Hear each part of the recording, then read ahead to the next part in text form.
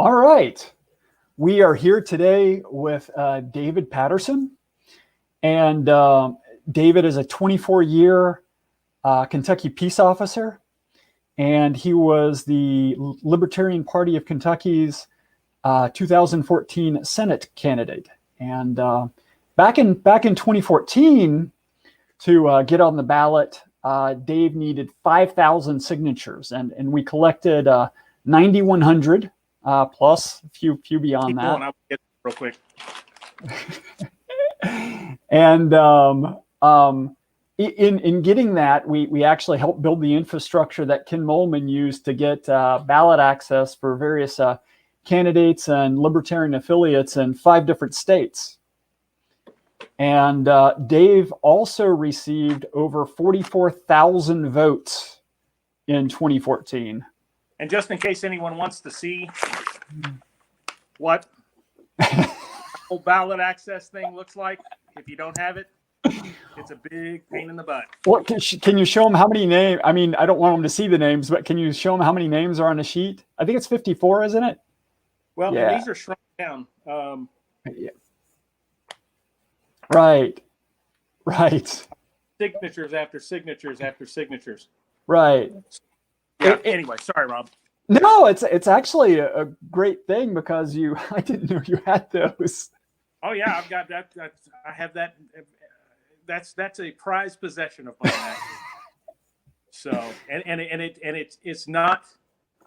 It's something that always makes me think about all the people who put in all the work to collect the signatures and verify the signatures. And oh my gosh. Well, I was going to ask you about that because every time you see a bunch of signatures, you have somebody pointing out they got Donald Duck to sign. There's no Donald Duck. Do you have any of those, Dave? Do you have any Donald Ducks? I honestly know that there are some in there, but I don't know where they are. No, I don't. But that goes to the validation Dave was talking about. Right. How do viewers communicate with you? They just text, Lex. They just like you did just then. And if we get a real conversation going, I can even direct message a viewer, and they could join the call like Dave did. So anyway, we wrote software to make it easier to do the validation, and that's what Ken took to the other states. And I can't tell you how many people ended up using that software. I mean, that was a huge thing in Ohio. I mean, if we have any, and I met Dustin and Hannah, and that was a trip because Dustin, we're like in the back of I was in the back of Ken Mollman's car. Dustin was in the front. All of a sudden he turns around and he goes, "You're rlperry.com." I'm like, "Yeah." He goes, "You're R.L. Perry." I'm like, "Yeah." He goes like R.L. Perry, and he read the full URL. I'm like, "Yeah." he was going there and validating. So, but I wanted to talk about the 44,000 votes. I mean, 9,100 signatures is a big deal, but 44,000 votes, Dave. I mean, the way I look at it, and this is part of why I'm running this year, is you gave 44,000 people the ability to leave the voting booth feeling at least this much better, maybe this much better, but they got to better express themselves at the voting booth. What is that like? Accomplishing. Rewarding. It started out was I just wanted somebody else to vote for. That's what I wanted. I wanted somebody else to vote for. Right. And I couldn't find anyone that I liked. And so I pretty quickly decided, I'd already found the Libertarian Party, and I said, you know what? I'm going to go to the convention, and I'm going to start throwing this idea around and seeing what everybody thinks. And everybody they ate it up. They said, yes, but, definitely run. And so it was a lot of hours, and it was a lot of travel, and it was a lot of time and not a lot of sleep. And there were nights after the election when I would go home and sit at the keyboard, not even having to do anything. I just sat there because that's what I was used to doing, answering emails.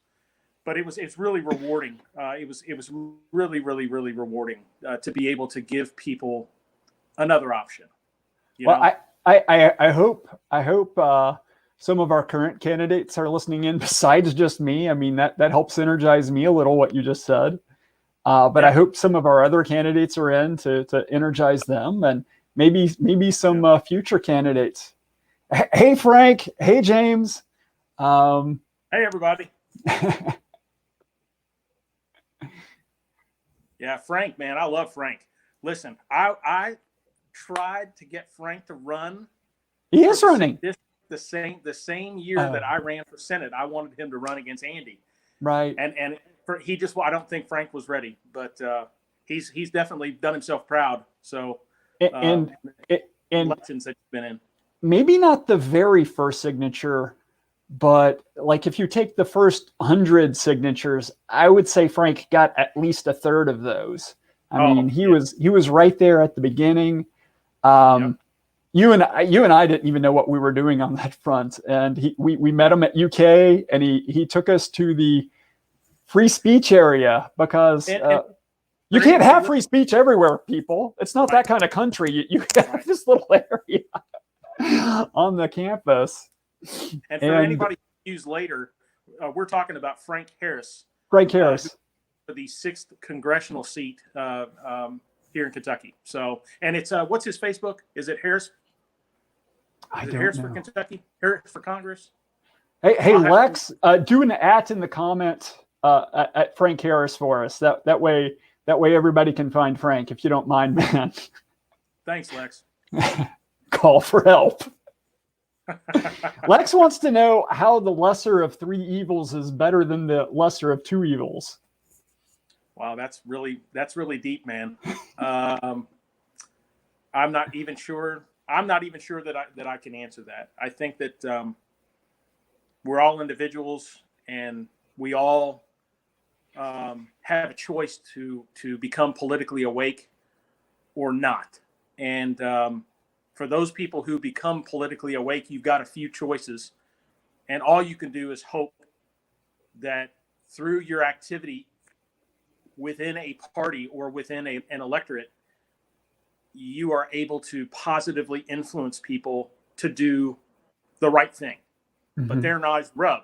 What may be right for one person may be not right for the other. So I don't know. I won't call it a trick question, but that's a tough one to answer. Well, that is something I find about libertarians is if you talk to libertarians about, but yeah, how would you feel about a commie being on the ticket? You know, an actual Communist Party member, because we have a Communist Party. Communist Party. How do you feel about the Communist Party being on the ballot, Dave? Would you be okay with that?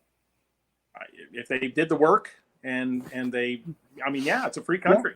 Yeah. The rules are the same. So if they can get the signatures and then for sure. Be on the ballot. I don't care. You're not going to win. There's not enough communists here in Kentucky to thankfully to push that through. So, but if they go through the effort, then knock yourself out. Right. But I mean, to me, it's a valid thing because it still gives people an ability to express themselves. And even though I disagree with communists, mm-hmm. I want them to be able to express themselves. I mean, well, it goes back to the foundation of our country. You know, we are here, and we are given the right to live according to the way we want to live. And right. And if somebody wants to practice communism or in their head, then that's fine. But you know, like I said, I don't think it's going to take. So, you know. That was practicing communism in your head. I was thinking that was a bad thought. Send that thought to the gulag right there is what we're going to do. Yeah. So one more question, and then we're going to try to get to the real topic, the real meaty stuff for tonight. So I'm kind of starting to get the sense that Brad Barron's maybe going to demolish your 44,000 this year. I hope he does. I hope Listen, in a 3-person race, it takes 34% to win. Right. I hope that he annihilates the 42,000 votes, man. I would love that. That'd be great. Absolutely. Absolutely. So the real reason, I invited Dave on, the real reason I wanted to talk to Dave is it's this topic Dave and I have been talking about off and on since 2014. And like 2 or 3 things that just I saw around me personally got me back on the topic. And I had already talked to Dave about being on the show. And then like, since Dave has already agreed to be on the show, it's actually blown up more. But it's about respect for the law. And how do we respect the law? And Bastiat covered that inside his book, The Law. And he wrote, no society can exist unless the laws are respected to a certain degree. The safest way to make the laws respected is to make them respectable. When law and morality contradict each other, the citizen has a cruel alternative of either losing his moral sense or losing his respect for the law. Now, Dave, I know you know that quote because you hand these out. And I think that's beautiful because I know you've handed them out to fellow law enforcement. And if anybody out there, because I know, and we'll touch on it again later, I know libertarians aren't always, yes, we love our law enforcement. But if you can't get on the board with the idea of someone in law enforcement passing out books explaining in what ways law enforcement should be limited, I just can't help you. I mean, that's the most awesome thing we're gonna get. But what do you get out of that quote, Dave? Well, the whole book, essay, I guess. That's an essay. You know, the whole essay is really discussing what libertarianism to me is all about. Mm-hmm. It's saying, you know, here's the state, and we have the state for these things, but ultimately, almost in every, well, surely in every society, eventually, if you have freedom, the government will find a way to grow past it and will find a way to destroy itself, mm-hmm. and therefore destroy the freedoms that we value so much, or that we should. And I haven't read the law. I haven't read it in over a year, so I'm a little rusty on it. But I do remember a quote, or a portion of that, which basically states that eventually it's like a, oh my gosh, what's it called? Legal plunder. Well, that's part of the quote, but basically the state ends up destroying what it was there to protect. Right. And I don't exactly remember the quote, but yeah, I can't place that one either. If it's really, really important. If I wasn't on my phone, I'd look it up really quick. But I think it's really, really important to realize that even back in the 1800s, societies had existed long enough, and governments had existed long enough, that principled people also existed, and that they were wise enough to write about these things, to pass them on. Right. And that's everything from the law to you know, the Federalist Papers in our own country, and you know, our Constitution is a piece of work. I mean, it really is. It's brilliant. Well, I don't want to. Sorry, go ahead. No, please. I don't want to go too far down the Hayek tangent. But you touched on one of my favorite things to point out, which is we didn't engineer the society. We observed things that work, and we codified them. And you know, that's the beauty and the brilliance of this. And even Bastiat, as bright of a man as he was, he didn't create any of these ideas. Right. You know, he visited our country, and he was trying to teach his French countrymen, this is how you build a society. He never thought he invented it. He knew he didn't invent it. All of them knew they didn't invent it. Even Adam Smith, you know, with the Wealth of Nations. Adam Smith wasn't writing, "Hey, I think this is a really great way to create wealth." Adam Smith was writing, "Hey, these seem to be really great ways to create wealth. Hey, these things are really bad ideas. Don't do those." But back to just, let me go back to the middle of that quote. The safest way to make laws respected is to make them respectable. So do you have problem with that with your job? No. Do you? Yeah. I meant with the quote. No, I Oh. think it's beautiful. That verse right there, or sentence, is fantastic, because it's so insightful. Right. Listen, I'll give you an example. Okay. So way back in the day, before I was a libertarian, I was still a police officer, but I was politically ignorant. I didn't know. I knew that there were Republicans and Democrats and that we had elections, but that was really about it. And back in that day, I was a different type of police officer. I genuinely thought that by going out and writing speeding tickets, I was going to save the world. I really thought that, you know. So on one of these occasions, somebody threw a cigarette butt out the window while I was on a traffic stop, and so I wrote him a ticket for littering. Mm-hmm. Now, this is a great example because after that happened, I got laughed at by the county attorney, who I won't throw under the bus. I got laughed at by some of the court workers, and I thought to myself, what's littering and what's not? Right. If you know, are there shades of littering? I mean, is there like first degree littering? No, it's just littering. And so what I found really interesting is that a lot of people thought that if you take a bag of trash and throw it out onto the roadway, that's wrong. But if you take a cigarette butt and toss it out the window, that's okay.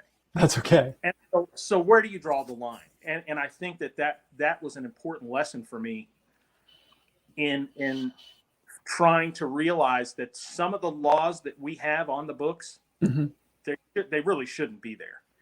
And I honestly, I can't sit here and give you an example, but if you were to go through the KRS with me, we could just roast it for days, because a lot of that stuff, it really just doesn't need to be there. But because somebody made a bad choice or bad decision, right, or because there were series of bad decisions, somebody said we should make a law against this. Yeah. And I don't think that's necessarily the right answer every time. Right. But Well, it's become one that's commonplace. I think I know one of your favorite laws to enforce. If I remember correctly, you feel good about nabbing people for drunk driving. Yes. Well, I don't necessarily think I feel good about it. Okay. I don't ever feel good about arresting anybody. That's a good point. But it doesn't tax my conscience. Right. So that's a weird tangent. I don't have in my head well enough to go down, but I'm going to anyway. Is you were talking to me one day about the idea of, you know, when you have a suspect, something about, you know, in your mind you're trying to prove them innocent as you go. Sure. Yeah. Anytime you're talking to, or anytime you are interviewing an individual, you know, now once they're a suspect and you believe they actually did it, that's a little bit different. But if you're just doing interviews, talking to people, you're trying to eliminate people. Right. You're looking at John Smith or Betty White, whatever, and you're asking them questions like, where were you? Right. You know, were you with anybody, or did you speak to anybody during that time? Were you on your phone? and you're looking for reasons to prove they didn't do it. Right. And eventually, if you do that and you do it well enough, and if you do have the right person, it's all going to start to a lot of the time it's going to start to piece together. Right. And so, yes, I'm always looking for, for the out. I want that person not to have done it. I want that. I want to be able to prove that they didn't do it. Right. So then, you find your suspect when you fail to prove them innocent. That's a very simple way of putting it. Yes. Right. And I think Absolutely. I think that's beautiful, because I think so many of us have watched Netflix shows like Making a Murderer and stuff like that, and right. you just get the impression that law enforcement just didn't like this guy from day one, and they were out to get him, and Right. Yeah. So I think Joe found us something. Can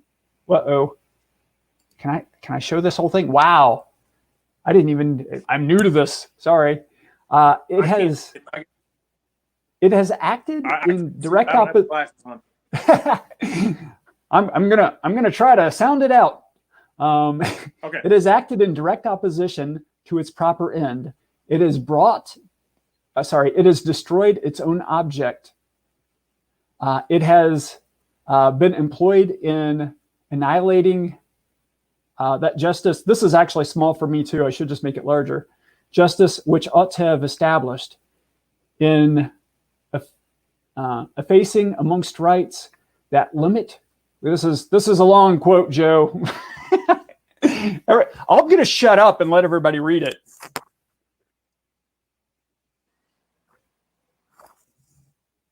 Okay, but that's what Dave was referencing earlier.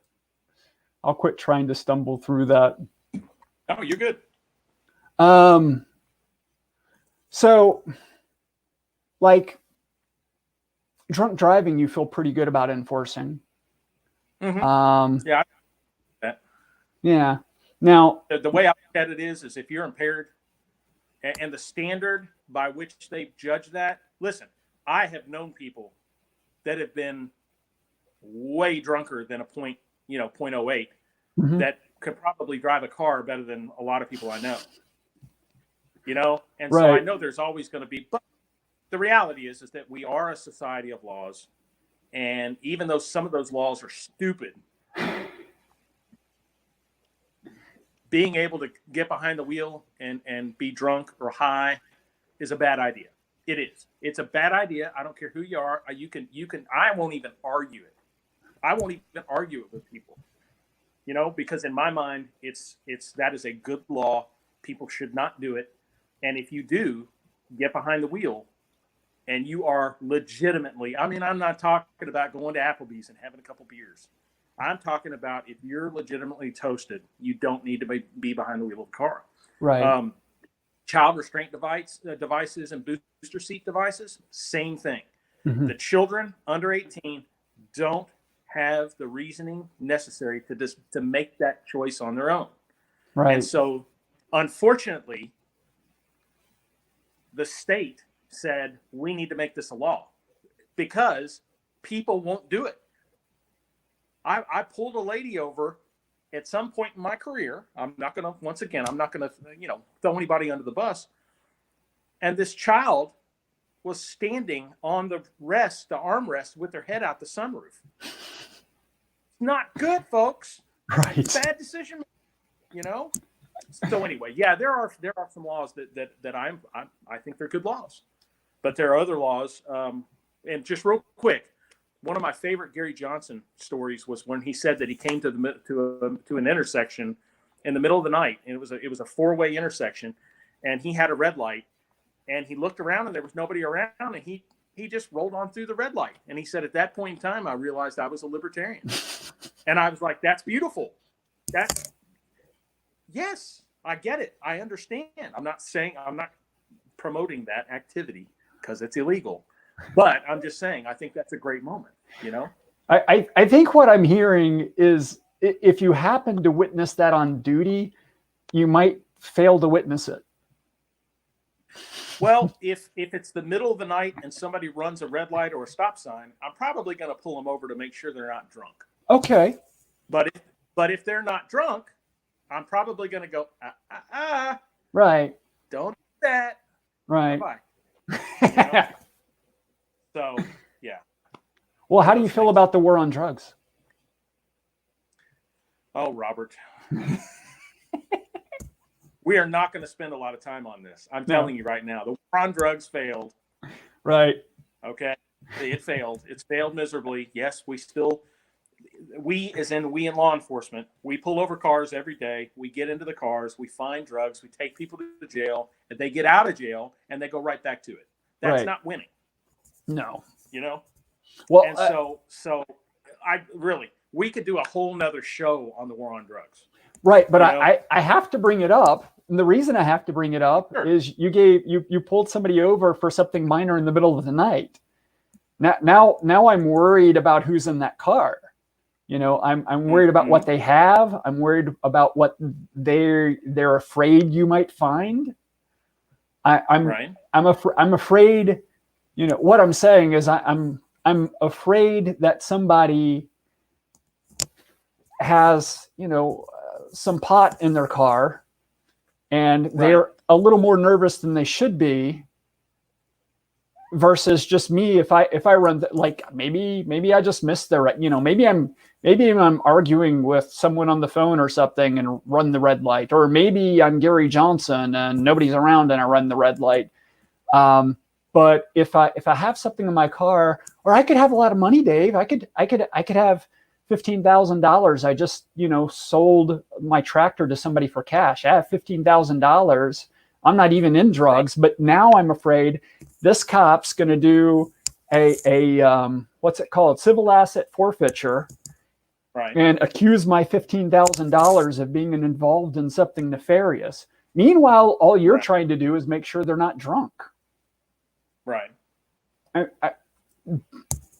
So, what's your question? I mean, my question is, don't you feel like stuff like this makes your job riskier? I mean, all you're wanting to do is make sure the person isn't drunk, but there's a risk that the person in the car is worried about,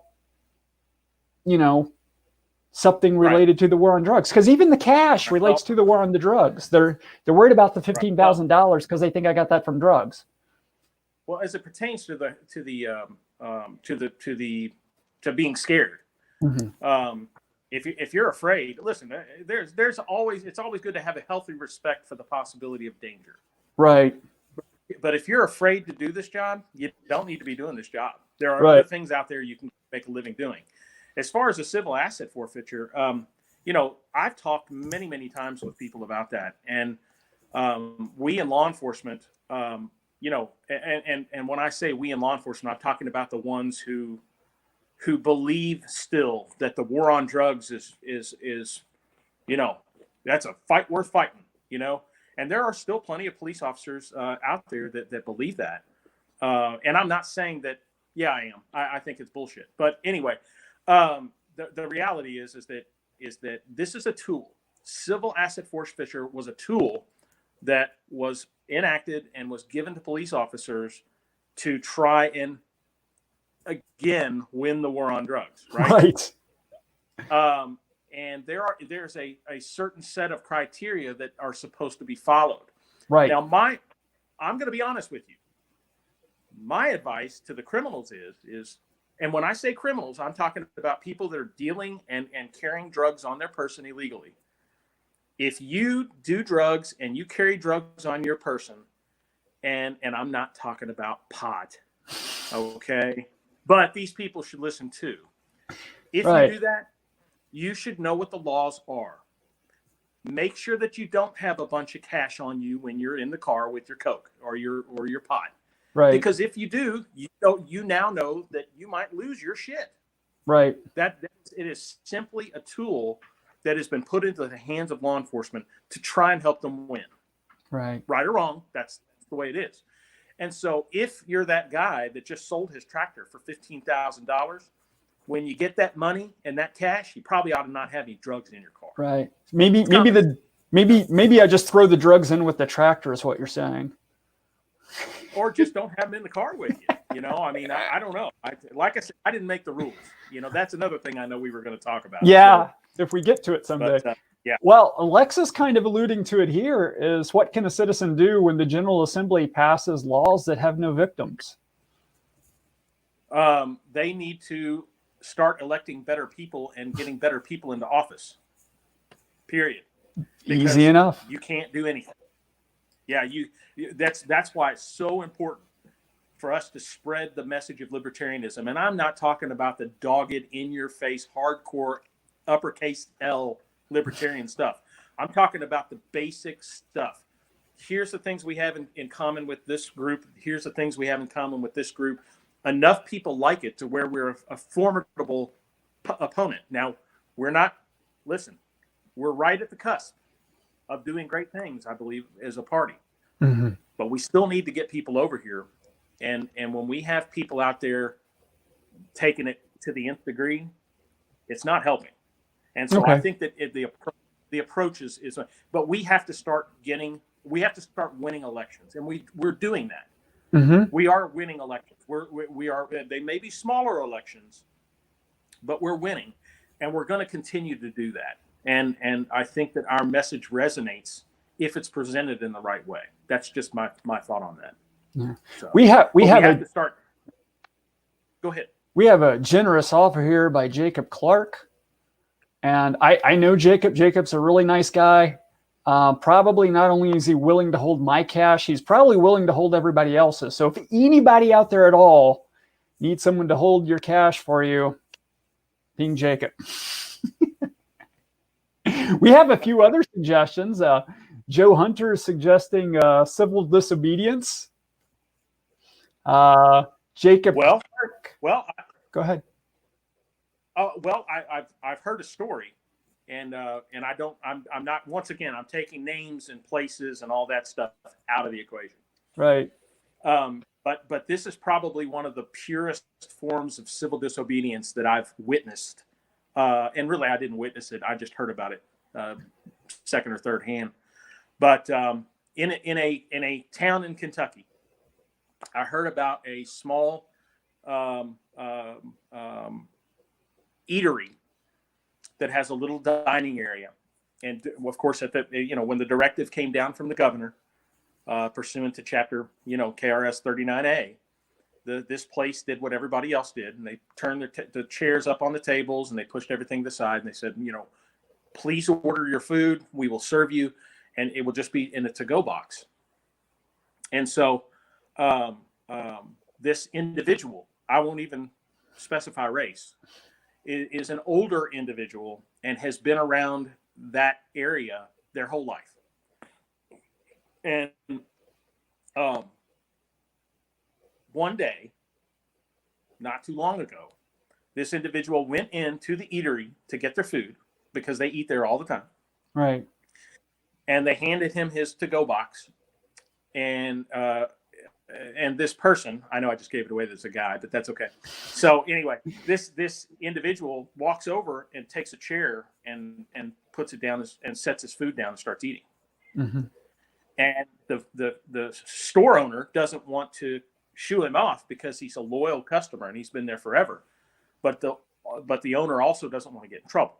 Right. And so that is the purest civil disobedience example that I could even give you in this entire thing. And this individual just said, no, I've been coming in here for a long time. I'm going to sit down and eat my food. No, something. Go ahead. No, I think that's that's a great example of, it's not aggressive. He was following all the CDC guidelines. He was 6 feet away from people, and he was just having his meal. Right. And so what do you do? I'm the local fuzzy. Law enforcement, we don't know if we want to get involved. So I'm fuzzy on something. Is because I don't listen to Andy every day. It doesn't work for me. But I did happen to be listening the day that he announced some of what you just described. And the way he said it, I heard that, you were required to wear a mask in public, but it wasn't going to be enforced. Right. But if you're a business, you might get shut down. Now, right. You might know the answer to this, but I don't know the answer to this. And I suspect some business owners may not know the answer to this. And that's really where my trouble lies is, okay, can the business owner get in trouble for not doing something about the individual you just described? Well, theoretically, yes. I mean, theoretically, I guess they decided or what have you. I mean, if KRS Chapter 39A is a part of the Kentucky Revised Statute, then it does carry a criminal penalty. Right. I don't know what that is. I haven't looked it up. I think Chris Wiest shot me the chapter and the penalties for breaking them. Right. So I'm sure there is criminal penalties, but there is no violation code. If I was going to cite somebody for it, I wouldn't even know how to do it. So my understanding, Rob, was that when this whole thing came down, that it was up to the businesses to make that happen. Right. And we had quite a few people say, "Hey, there's people gathering over here, gathering over there," and I was like, "Call Frank, call the governor." Right. So as soon as have him send some troopers over if that's what you want to do, but I'm not, I'm sorry, this is not enforceable as far as I'm concerned. As soon as I heard the part about, the business owner may be shut down, it's like the hairs on the back of my neck went up, because it reminded me of this quote. And I'm sorry if this sounds hyperbolic to people. And, maybe we get some people who like Andy viewing this as well. That's okay. I'm not necessarily attacking Andy. It's just that particular technique, whether he meant to do it or not, it slides into this evil quote I'm going to read you. I mean, this is diabolical, but it's important that people hear these things and think about these things, because if you don't think about them and you don't realize how diabolical they are, then you let these diabolical things happen. So here's the quote I looked up. I thought we might end up here. Is the great strength of the totalitarian state is that it forces those who fear it to imitate it. So what I'm implying there is, in a totalitarian state, the enforcement on the citizen, in this case, would be done by the business owner. And I'm not saying that we're in a totalitarian state. I know some people would argue we are, some other people. I'm not trying to enter that. I'm just trying to point out this mechanism, because I think we need to be very mindful of this mechanism. Is you end up tearing society apart because you pit neighbor against neighbor, you pit store owner against customer. And to some degree, that's what this entire talk is about, is I think in having unjust laws, we pit citizenry against law enforcement. Because if you're out there enforcing laws I don't respect, then I don't respect you. If you were a good person, you wouldn't be enforcing this law. By the way, that quote I read, that was Adolf Hitler. So I'm not saying our governor is Adolf Hitler. I'm saying something our governor did works by the same mechanism that was one of Adolf Hitler's very favoritist mechanisms. That's all. And you don't have to worry about it. I'm sure there are plenty of people out there calling him Adolf Hitler, so you don't have to. But no, right. I know what you mean. Right. So the man was also a vegetarian. I'm not calling vegetarians Adolf Hitlers either. It's just right.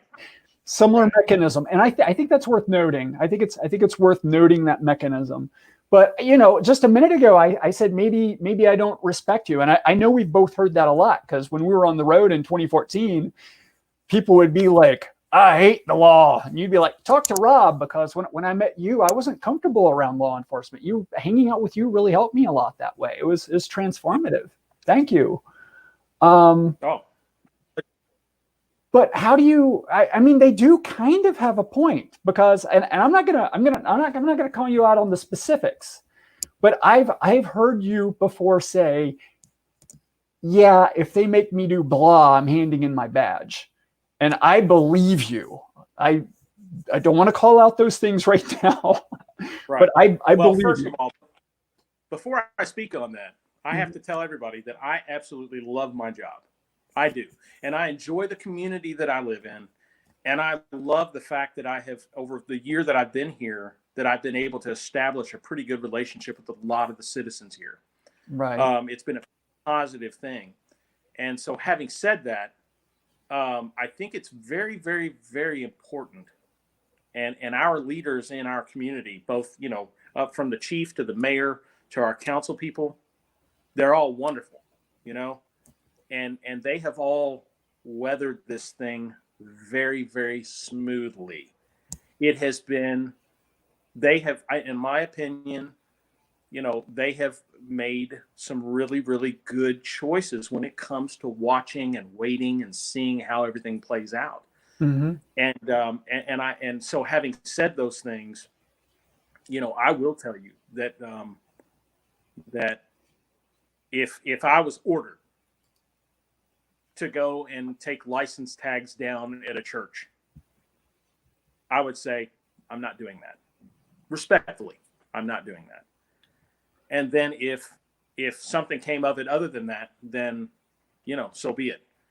But I'm not going to, in my opinion, you've got the Constitution of Kentucky, and that is equally as important as the U.S. Constitution when it comes to, because the Kentucky Constitution, listen, just a quick tangent.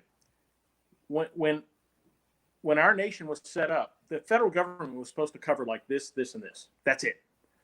And then everything else that wasn't covered under our Constitution was set under the 10th Amendment, and each state was supposed to be its own little nation. Right. And so we made our own Constitution, Kentucky. Right. And it's very specific as to what can't be done. Mm-hmm.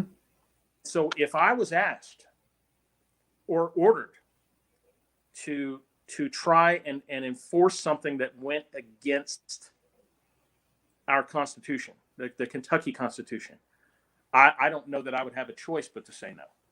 Right. And I think there are a lot of law enforcement officers out there, more than you might think, probably a large majority, who feel the exact same way that I do.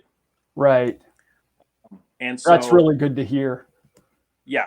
I think that you would actually be, you know, I tell you, the group that I feel the most sorry for are the state troopers, because, you know, these guys, you know, they are proud. Right. They have a proud organization and they do their jobs. Some of the state troopers that I've worked with over the years, over my 24 years in law enforcement, are some of the absolute best law enforcement that I've ever worked with, period, hands down.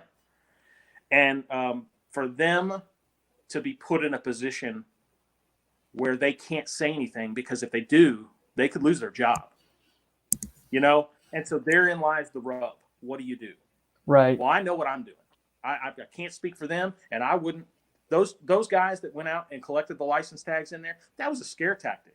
And it's not trying to scare the people that were in the churches, because the people in the churches are like, I don't care what you think. You know, that's to scare everybody at home. And right. say, if I do this, they're going to come and get my license tag. Right. You know, so, you know, I think it's really a good position to put them in, you know?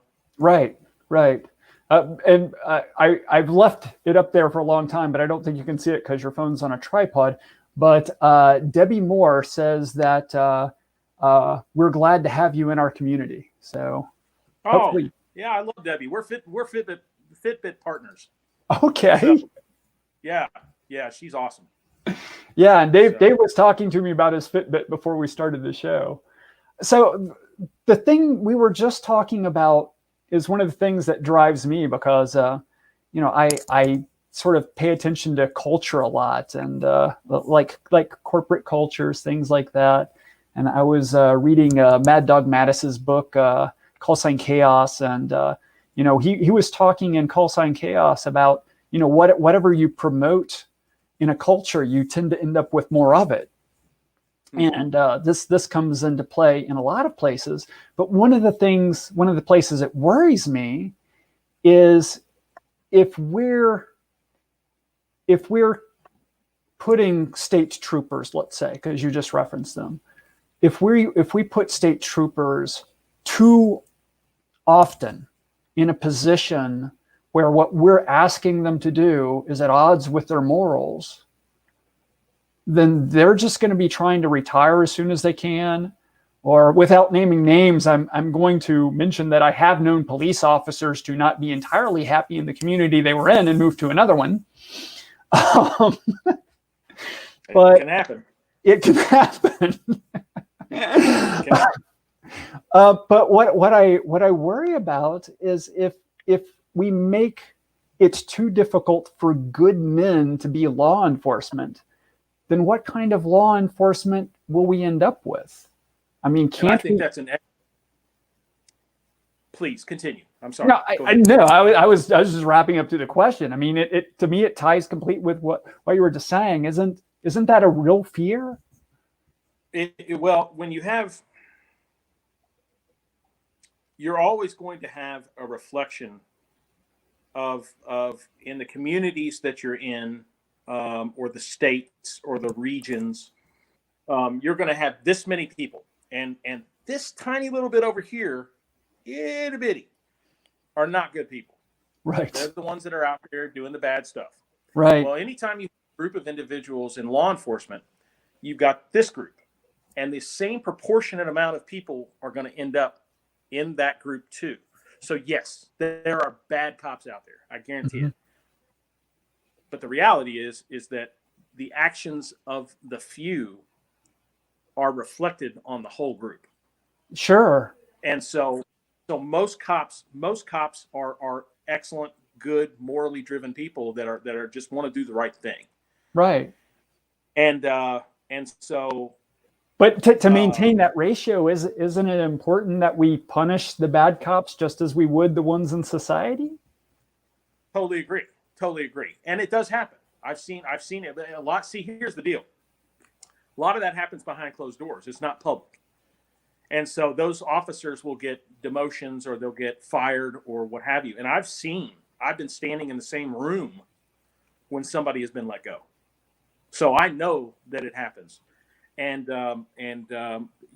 what I think you're alluding to with your statement is that if all of the people that are doing the job that are good people, if they are run out, then they're going to start having to hire other people to do the job, and you're going to end up winding up with a larger percentage of people that may not be so savory in that role.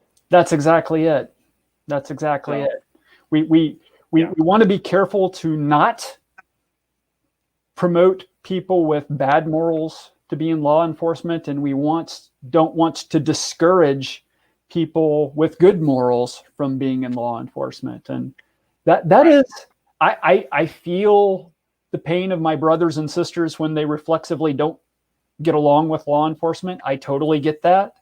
But at the same time, guys, be careful with that. We want as many people as we can get who think like us working in law enforcement. You don't want to be bashing them. And and I'll tell you something else, Rob, and this is important for any libertarians out there. And I may not go to every meeting and I may not get to every function, but I am a libertarian at heart.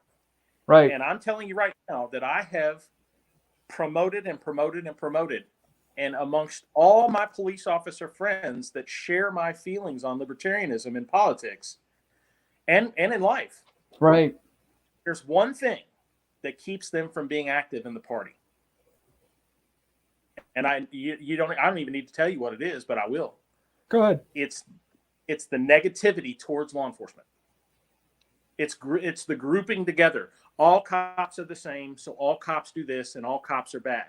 It's making those generalized statements that say, well, it's the cop did this or the cop did that.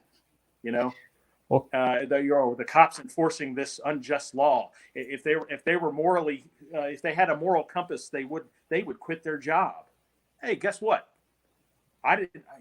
Listen. I'm in this job. I've got 3 years left. I ain't leaving. And I didn't start out as a libertarian. I was a Republican. Right. And by the time I found my libertarianism, or my libertarian, feelings, it was too late. Right. I can't take my retirement with me. I have to stay in. Right. Or I'm start over. People go, well, if you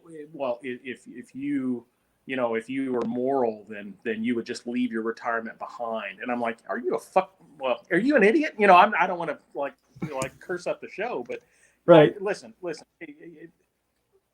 It's not black and white, folks. The world is not black and white. It doesn't work that way, And we've gone on so many tangents, but one more, just because I see this happening a lot. It's very related to that. Is we get newbies in the party, and there's kind of two flavors of newbies. You get the newbies who just don't know what we're about yet, and they're timid.